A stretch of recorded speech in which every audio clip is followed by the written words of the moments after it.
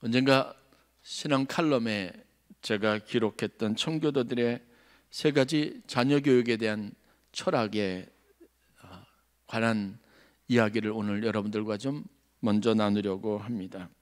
청교도들이 신앙의 자유를 찾아 그 먼 항해길을 떠나서 북미 대륙에 도착해서 정말 새로운 나라를 건설하고 만들어 갔습니다. 그들이 그 어려운 결정을 할 수 있었던 밑바탕에는 자신들에 관련된 여러 중요한 목표도 있었지만 사실은 다음 세대, 그들이 자라날 나라, 그들의 자녀들이 살아갈 그런 어떤 영적 환경에 대한 관심이 훨씬 더 컸다고 말할 수 있습니다. 그렇기 때문에 그 고난, 어려움, 모진 세월들과 악한 기후 조건들을 다 견뎌낼 수 있었을 것이고 어찌 보면 모험을 감당할 수 있었다라고 여겨집니다. 그들이 자녀들에게 주고 싶었던 세상, 자기 자녀들을 양육하고 키워서 그들의 나라로 만들어 주고 싶었던 것은 무엇일까? 그것은 아마 출애굽을 통해서 가나안 땅에 들어가고자 했던 이스라엘 백성들, 그들의 마음과 별반 다르지 않을 것이라 여겨집니다. 그래서 오늘 본문으로 삼은 말씀은 이들에게 있었던 가장 중요한 자녀 교육의 3대 원칙의 기반과 뿌리를 이루고 있기도 합니다. 자녀들을 양육하면서 이들이 중요하게 여겼던 세 가지는 과연 무엇일까요? 첫 번째는 자녀들은 내 것이 아니라 하나님의 것이라는 믿음이 그들에게 있었습니다. 아니, 이것을 매일마다 그렇게 되새기고 또 되새기고 입으로 고백하면서 내 것이라고 여겨질 상황이 오면 그래, 이 자녀는 내 것이 아니라 하나님 것이다 라고 선언하고 말하기를 반복하면서 자녀들을 양육했습니다. 여러분의 자녀들은 여러분의 것이 아니라 하나님의 것이라는 이 고백을 다시 한번 하실 수 있기를 간절히 축원합니다. 믿음은 하나님을 내 인생의 주인으로 삼는 것뿐만 아니라 그분이 내 삶의 모든 것들을 채우시고 또 그분이 주관하신다는 사실을 우리 입으로 시인하고 살아가는 삶입니다.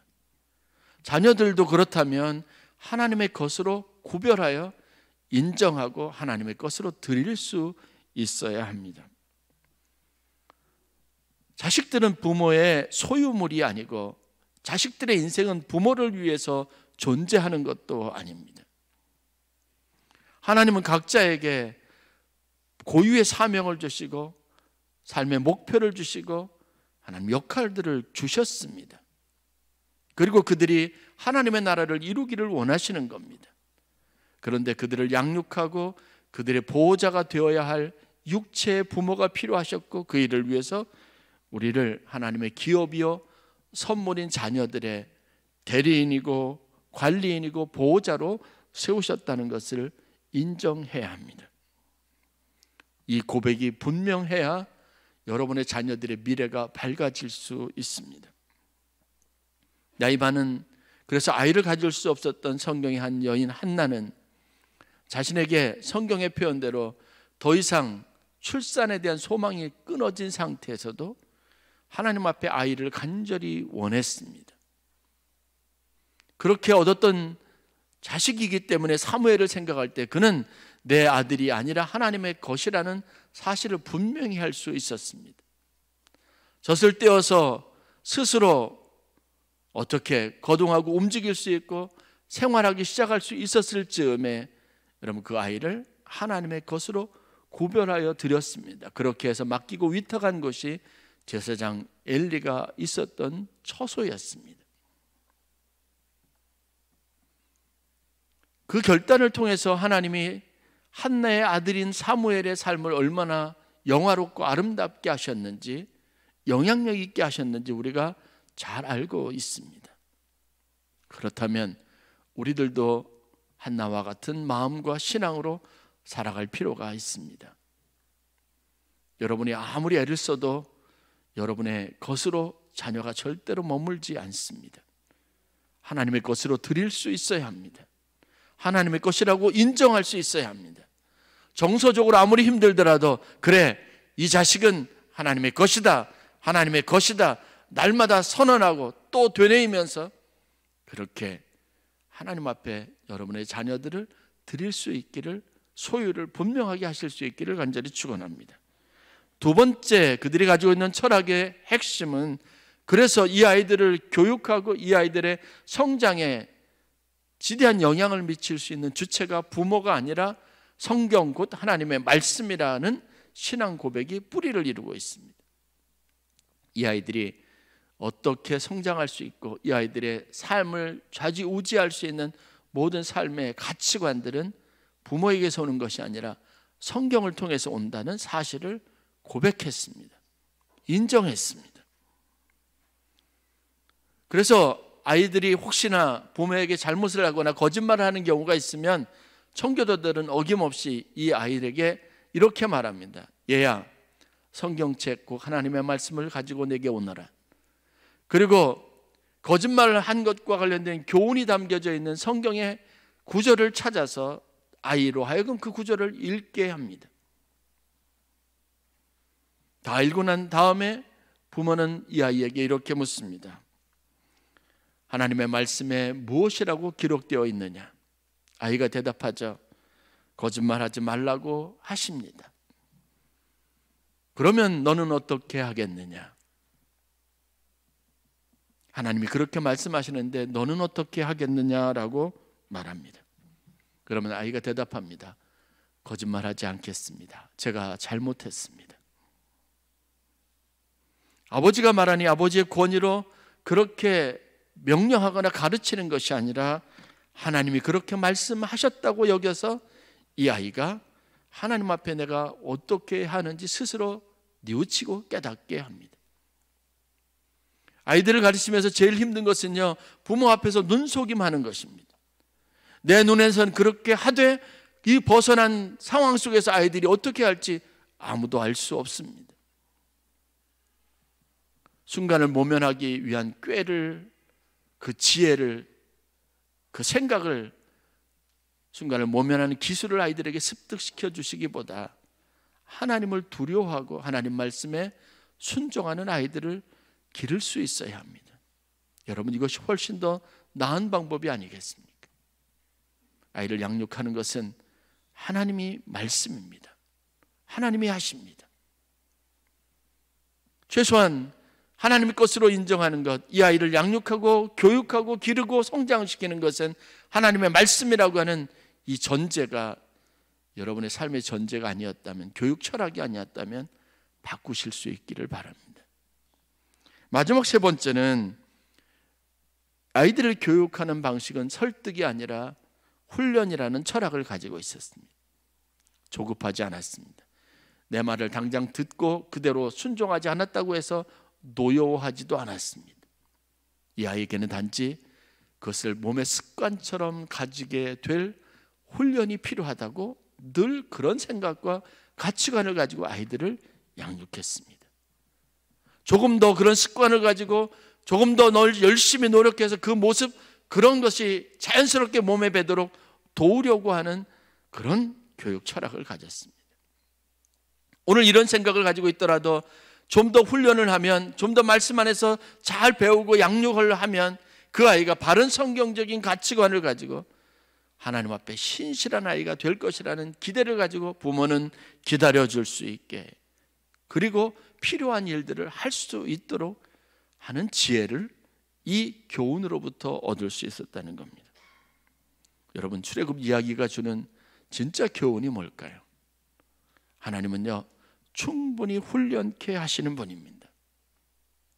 이스라엘 백성들이 광야 40년을 거치면서 그들은 조급했고 자기 감정에 충실했고 그리고 동물적인 감각을 따라 늘 언제나 움직이는 데 익숙했습니다. 어떨 때는 하나님 앞에 아주 신실하고 열렬한 신봉자, 숭배자와 같이 보이기도 하다가 어떤 때는 가장 하나님과는 관계없고 아주 원점으로 다시 돌아가는 날 것과 같은 인생에 취약한 것을 보이기도 했습니다. 배고프면 배고프다고 원망했고 목이 마르면 견디지 못해서 따지고 다른 사람들에게 공격적으로 대하는 그런 인간의 나약한 모습을 그대로 보였습니다. 아우성치는 백성들이 모세를 찾아오면 모세가 실망합니다. 그리고 하나님 앞에 나아가서 자신도 원망을 쏟아놓습니다. 하나님, 저들이 배고프다고 하는데 저들이 이곳까지 데리고 와서 결국은 굶어 죽게 하려고 하나님 내게 이런 일들을, 이런 사명을 맡기셨습니까? 원망하기도 합니다. 그러면 그때는 하나님이 어김없이 늘 반복적으로 다음과 같이 말씀하셨습니다. 너희는 오늘 가만히 서서 오늘날 여호와께서 너희를 위하여 행하시는 구원을 보라. 두려워하지 말고 놀라지 말고 가만히 있으라. 그리고 하나님께서 오늘 너희들에게 무엇을 어떻게 하여 주시는지 보아라 라고 늘 말씀해 주셨습니다. 그렇게 해서 보았고, 그렇게 해서 주시는 하나님의 은혜를 경험했고, 또 불평하고 원망했지만 그 불평과 원망을 다루시는 하나님의 방식을 그들이 훈련했습니다. 그렇게 해서 가야 하는 가나안 땅이 그래서 새로운 나라고 복된 나라고 하나님의 나라가 될 수 있다고 여기셨기 때문에 그렇습니다. 아브라함도 서투른 사람입니다. 우리가 처음 해보는 아브라함은 약속을 믿고 먼 길을 떠났지만 그렇다고 해서 그 위대함이 생활의 곳곳 모든 요소마다 드러나지 않았습니다. 먹을 것이 없으니까 그렇게 닿았던 땅도, 약속의 땅도 버리고 먹을 것을 찾아서 남방 애굽으로 내려가는 어리석음이 있습니다.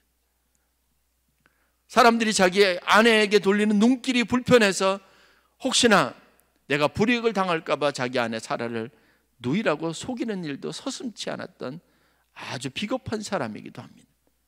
그런데 하나님께서 그런 그를 충분히 훈련시켜 가고 믿음의 사람으로 만들어 가셨습니다.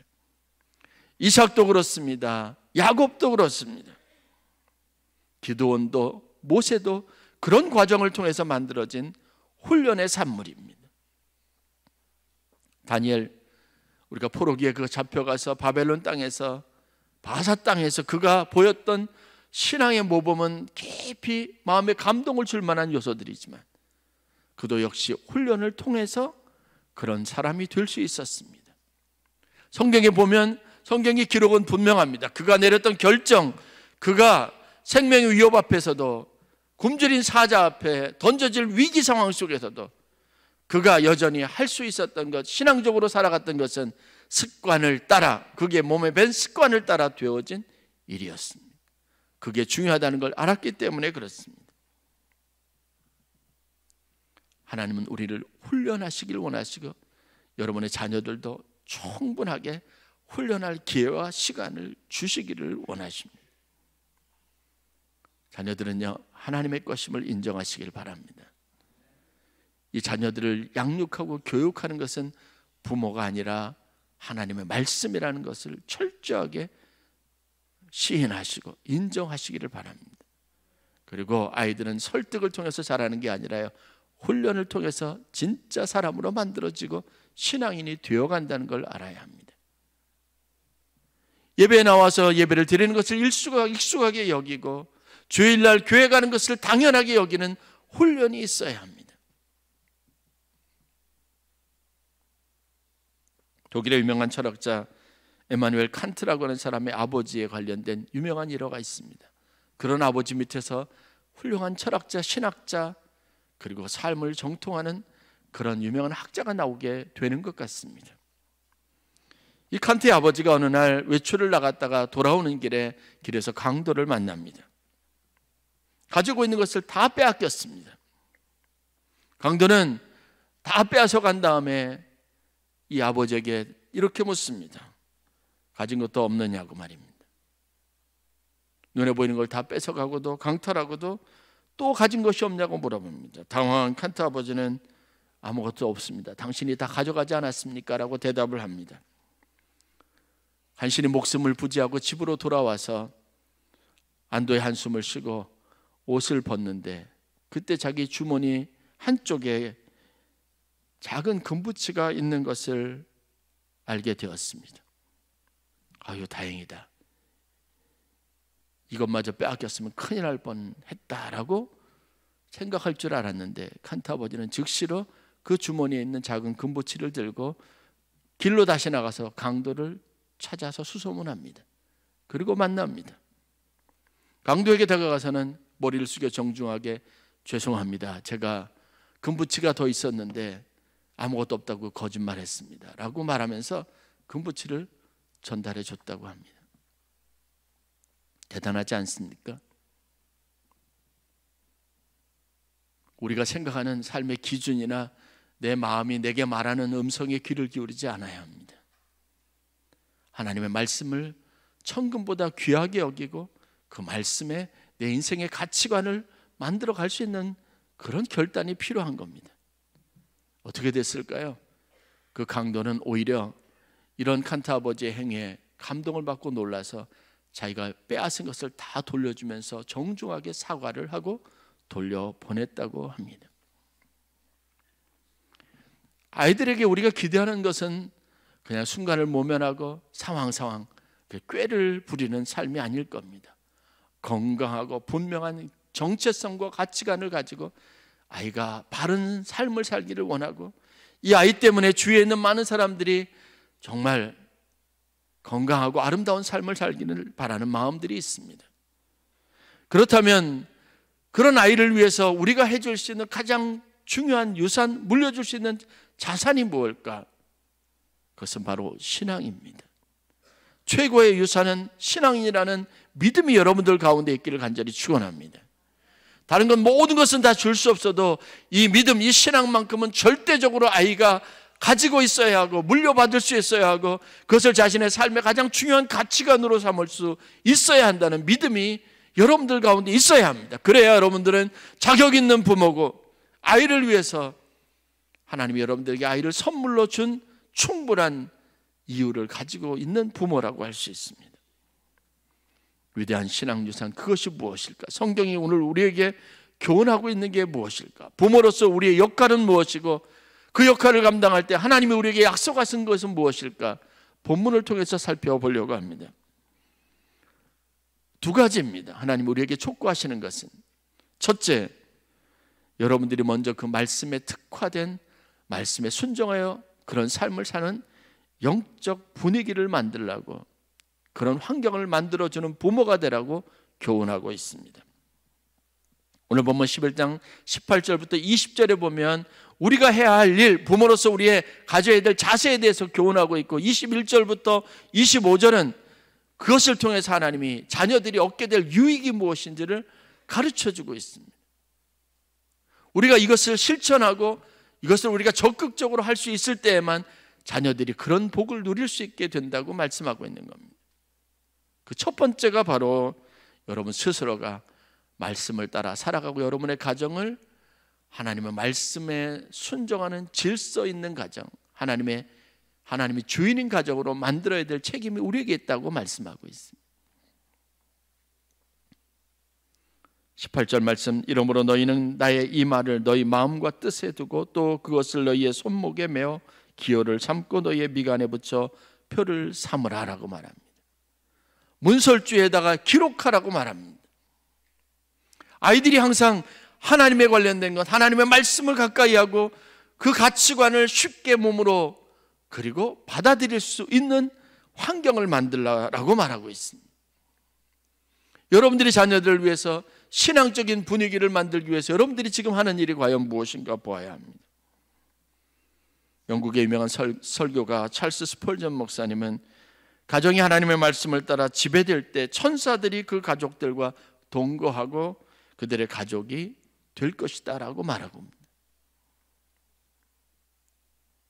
아이들을 데려다 놓고 여러분들이 아이들을 위해서 기도해주고 하나님이 우리의 주시는 모든 음식과 매일매일 취하는 것들의 공급자가 되신다는 것을 아이들이 자연스럽게 어려서부터 몸에 배도록 해야 합니다. 그것이 그들의 가치관이 되도록 해야 합니다. 여러분 스스로도 말씀에 따라 살기 위해서 애쓰고 힘쓰는 모습을 볼 수 있어야 합니다. 그래서 너희는 나의 이 말을 마음과 뜻에 두어라 라고 말합니다. 그리고 이마에 손목에 기호를 삼고 표를 삼으라 라고 말하고 있습니다.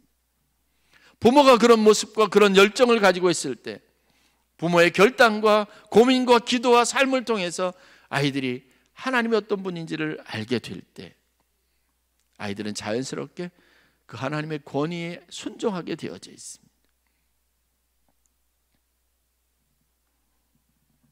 영적 질서와 분위기를 만들어 주어야 합니다. 그러기 위해서는 여러분들이 신실함이 있어야 합니다. 두 번째는 19절 말씀입니다. 또 그것을 너희의 자녀에게 가르치며 집에 앉아 있을 때든지 길을 갈 때든지 누워 있을 때든지 일어날 때든지 이 말씀을 강론하고 라고 기록하고 있습니다. 내가 그 믿음을 가지고 신앙을 가지고 지키며 살아간다면 그 다음에는 내가 그렇게 사는 이유를 아이들에게 말해줄 수 있어야 합니다. 성경에 보면 강론하라고 말합니다. 강론이라고 한 뜻이 뭘까요? 가르치고 렉처링 하는 겁니다. 뿐만 아니라 그것과 관련된 아이들에게 교훈을 나눌 수 있어야 합니다. 내가 왜 이렇게 행동하고 내가 이렇게 판단하는지, 나는 왜 이렇게 행동해야 하는지 아이들에게 말할 수 있어야 합니다. 나는 이렇게 하나님의 말씀을 따라 이렇게 살기를 원하는데 너는 어떻게 하는 것이 좋겠냐고 물을 수 있어야 합니다. 부모의 경험이 자식의 경험으로 자연스럽게 갈 수 있어야 합니다. 본을 보여야 한다는 겁니다. 지난 주일 저녁에 저희 가족 중에 경사가 있어서 모였습니다. 어린이날과 어버이 주일이 같이 겹쳐 있어서 다 가족들이 모였습니다. 저희가 할 수 있는 게 뭐가 있겠습니까? 저희는 모일 때마다 예배를 드립니다. 그게 훈련이 돼서 어린아이서부터 어른들까지 예배에 조금도 흐트러짐이 없습니다. 어제도 어느 가정을 신방을 했는데 아이들까지 손주 손녀들까지 다 모였어요. 얼마나 예배를 잘 드리는지 몰라요. 저는 마음에 늘 소망이 되는 게 저희 딸이 결혼을 하고 그 다음에 아이가 생기면 같이 예배 드리는 것, 그 마음이 설레는 마음으로 기다려지는 그런 마음이 있습니다. 장로님 가정도 권사님 가정도 아이들을 불러놓고 예배 드리는 가정들이 많이 있습니다. 그 모습이 얼마나 아름다운지 몰라요. 하나님 보시기에 얼마나 아름다울까요? 나는 하나님의 말씀을 이렇게 생각하는데 우리가 이 말씀에 순종해서 이렇게 살아야 되겠다 함께 나누는 것, 아이들이 어려서부터 예배를 즐거워하고 같이 어른들과 앉아서 예배드리는 이 분위기를 즐거워하는 가정을 여러분들이 만드실 수 있기를 간절히 축원합니다. 그게 여러분들이 보여야 될 영적인 분위기, 신앙적인 분위기와 그리고 아이들과 말씀을 함께 나누고 그 말씀 안에서 교제하는 삶의 축복입니다. 이거를 가나안 땅에 가서 열심히 하라고 촉구하고 있습니다. 그러면 그 말씀으로 양육을 받은 자녀들이 누리게 될 축복이 무엇인지 두 가지로 성경이 요약하고 있습니다. 첫째는 21절 말씀입니다. 그리하면 여호와께서 너희 조상들에게 주리라고 맹세하신 땅에서 너희의 날과 너희 자녀의 날이 많아서 하늘이 땅을 덮는 날과 같으리라 라고 말합니다. 내 마음과 내 신앙이 내 자녀들의 삶과 신앙이 되는 거예요. 내가 기도하는 것이 자녀들이 기도하는 것과 일치하고 내가 예배하는 공간이 자녀들이 함께 예배드리는 공간이 되어지는 겁니다. 여러분, 우리가 고생하는 이유가 뭘까요? 우리가 좋은 것이 있으면 자녀들이 그대로 누리기를 바라는 마음과 소망이 있기 때문에 그렇습니다. 그 낯선 땅을, 낯선 대륙에 들어가서 추위를 이기고 그 땅을 자신들의 소유지로 삼고 자신들의 나라, 자신들의 삶의 근거지로 삼으려고 했던 청교도들이 가졌던 소망이 뭘까요? 그 땅이 자녀들이 살아갈 땅이 되게 하기 위한 바람 때문에 그렇습니다. 아멘교회가 100년의 미래가 보장되지 않는 교회가 된다는 것은 슬픔입니다. 여러 번 말씀드렸지만 이 교회를 건축할 때 100년 지속될 수 있는 건축물로 많은 돈을 들여서 필요 이상이라고 여길 만큼 튼튼하게 지었습니다. 이 교회가 100년을 생존하지 못하고 지속되지 못한다면 무슨 의미가 있겠습니까? 오늘 우리가 살아가면서 관심을 가지고 하는 결단과 하는 모든 노력은 100년 후에 되어질 일들, 우리 자녀와 그 자녀의 자녀들이 출석하고 섬기는 교회의 비전을 위한 것이 되어야 합니다. 내 자녀가 내 대를 이어서 이곳에서 또 봉사하고 섬기고 헌신하고 그렇게 이루어지는 교회의 비전들이 저와 여러분들의 것이 될 수 있기를 간절히 축원합니다. 왜냐하면 하나님이 그것을 우리에게 약속하고 있기 때문에 그렇습니다. 신방 중에 권사님 한 분이 예배를 열심히 드리더니 막 종이에다 뭘 적으시더라고요. 그리고 예배 끝나니까 하나님이 그 마음을 주셨다고 저한테 조심스럽게 기도 제목을 내미시는 거예요. 쪽지에 나중에 와서 보니까 뭐라고 쓰였는지 아십니까? 아버지 장로, 아들 장로, 손주 장로예요.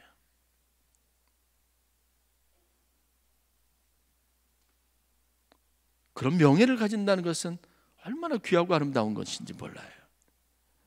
장로라고 하는 직분이 중요한 게 아니라요, 그렇게 대를 이어서 아이들이 하나님 교회 다른 사람들이 기억하기에 충성스러웠던 일꾼으로 기억되기를 바라는 마음이 담겨져 있습니다. 여러분들도 그런 소망을 품어 하나님 주신 진짜 영적인 축복을 누리는 귀한 은혜가 있기를 간절히 축원합니다. 이 축복, 이 소망을 품어야 될 진짜 중요한 이유가 두 번째 축복 속에 기록이 되어져 있습니다. 그 축복은 다른 것이 아니라 25절에 다음과 같이 기록이 됩니다. 너희 하나님 여호와께서 너희에게 말씀하신 대로 너희가 밟는 모든 땅 사람들에게 너희를 두려워하고 무서워하게 하시리니 너희를 등에 당할 사람이 없으리라. 자녀들이여, 가장 삶의 큰 능력을 가지고 살아갈 수 있는 축복을 주신다는 겁니다. 어정쩡하게, 그리고 늘 사람들의 치여 사는 인생이 아니라 어떤 문제가 오든 어떤 삶이 오든 어떤 도전이 있든 그 모든 것을 넉넉히 이길 수 있는, 능에 당할 사람이 없는 그런 믿음의 사람으로 하나님께서 축복하시겠다는 겁니다. 내가 믿음으로 사는 것이, 하나님의 말씀으로 자녀들을 교육하는 것이, 이 자녀가 하나님의 자녀로 잘 성장하도록 훈련하는 것이 내가 자녀들에게 주시는 최고의 축복이라고 말씀하지 않습니까? 세상에 그 어떤 사람도 이길 수 없는 제일 강한 사람, 당할 힘이 없는 능력 있는 사람으로 하나님이 그 자녀를 만들어 주시겠다고 약속하고 있습니다. 환경이 지배를 받는 자녀가 아니라 환경을 넘어서고 그곳에 창조적인 하나님의 나라를 만들어가고 하나님의 아름다움을 선포하고 어떤 흑암에 있는 사람이든 빛으로 인도할 수 있는 강력한 하나님의 자녀를 하나님께서 만들어 주시겠다고 약속하고 있습니다. 인생의 고난과 어려움과 아픔을 대물림하지 마시고 여러분이 가지고 소유하고 있는 나라보다, 기업보다 더 큰 나라와 기업을 이룰 수 있는 그 미래가 여러분들의 자녀를 통해서, 오늘 여러분들의 믿음을 통해서, 헌신과 기도를 통해서 만들어지는 축복이 있기를 주의 이름으로 간절히 축원합니다. 어린이 주일을 맞이해서 어제 선물을 준비하는데 26명분 선물을 준비했습니다. 태어난 아이까지 다 포함했습니다. 저희 교회에 출석하시는 분들 중에서 이 26명의 아이들이, 또 거기서 더해지는 아이들이 우리의 다음 세대, 우리의 미래가 될 겁니다. 이 아이들이 나와서 특성하고 찬양할 때 여러분 이 아이들을 마음껏 축복해 주시기를 바랍니다. 이 아이들이 신앙생활을 잘 할 수 있는 분위기를 만들어 주시기를 바랍니다. 사랑이 있고 관심이 있고 기도가 있고 찬양이 있고 은혜로운 예배가 있는 분위기가 이 아이들이 성장하고 자라고 예배하는 공간이 될 수 있도록 제공할 책임이 우리에게 있고, 이 아이들을 참아주고 기다려주고 기도해주고 이 아이들에게 어찌하든지 하나님의 말씀이 들려지도록 할 책임이 우리에게 있고, 이 아이들이 잘 훈련됐고 몸에 습관이 배도록 그렇게 도와줄 사명이 우리들에게 있습니다. 그러면 우리 아멘교회의 미래가, 날이, 우리의 날과 이 자녀들의 날과 그 자녀들의 날이 많아지게 될 것이고 장구하게 될 것이고, 이 아이들이 세상 그 어떤 누구도 이길 수 없는, 당할 힘이 없는, 당할 자가 없는 능력 있는 주님의 백성들이 되게 될 줄로 믿습니다. 2023년 어린이 주일에 저와 여러분들이 이 비전과 꿈과 소망과 약속을 가지고 새로워지는 은혜가 있기를 간절히 축원합니다.